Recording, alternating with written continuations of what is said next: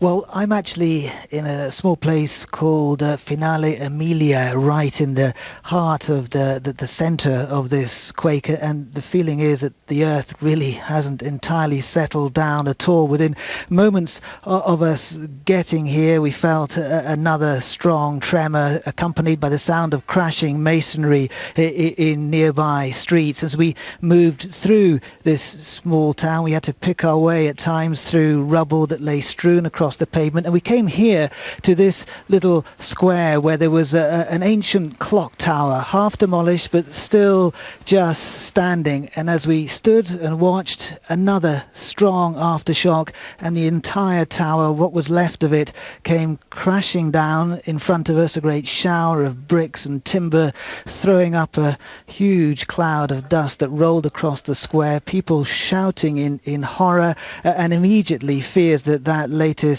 tremor might have trapped somebody, hurt somebody in other streets, and the firemen racing around to try to check that nobody was hurt. And that's the atmosphere, the fear and uncertainty and an obvious destruction all around in this little place.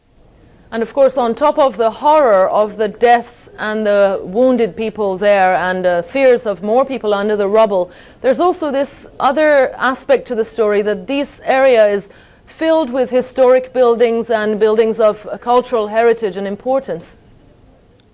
Absolutely. This being northern Italy, every small village and town has its ancient treasures in the form of churches and bell towers and other monument, but these are old and weak and fragile and less able than any other structure to stand up to the quake. And as you move through this region, you see these older buildings roped off by police lines, as often with a bit of masonry, a cross or a statue or something of that kind lying in their forecourts. The trouble is, nobody knows quite how badly damaged these old places are. Nobody knows if parts of them or all of them might even be brought crashing down, as this clock tower in front of me was just in the last sort of 40 minutes.